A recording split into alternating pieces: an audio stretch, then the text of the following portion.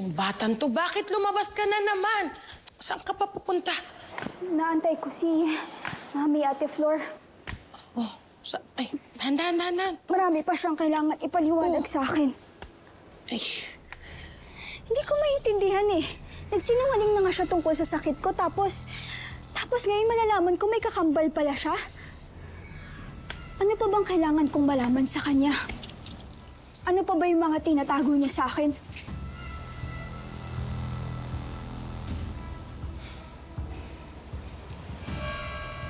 Ate Flor, ano yun?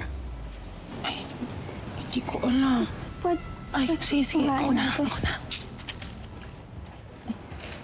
Salamat, ate. Ayan. Ano ba to?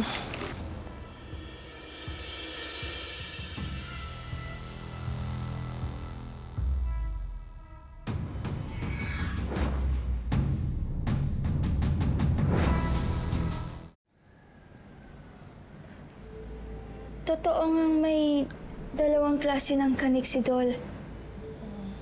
One for humans and one for animals. Itong ina-inject sa akin ni Mami. Pang-animal siya, ate.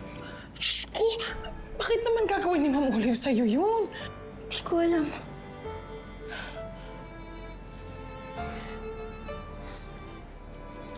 Why do people administer animal medicines on humans? Oh, ano daw sabi? Sabi dito, ate, yung iba, ginagamit to para maging high sila. Yung iba naman, ginagamit to para magkasakit yung ibang tao.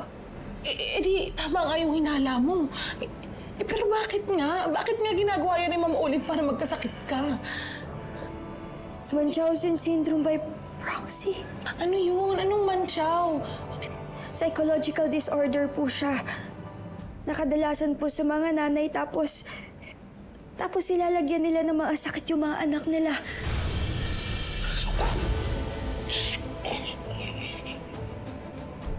Kaya nang ginagawa sa akin ni Mami. Okay.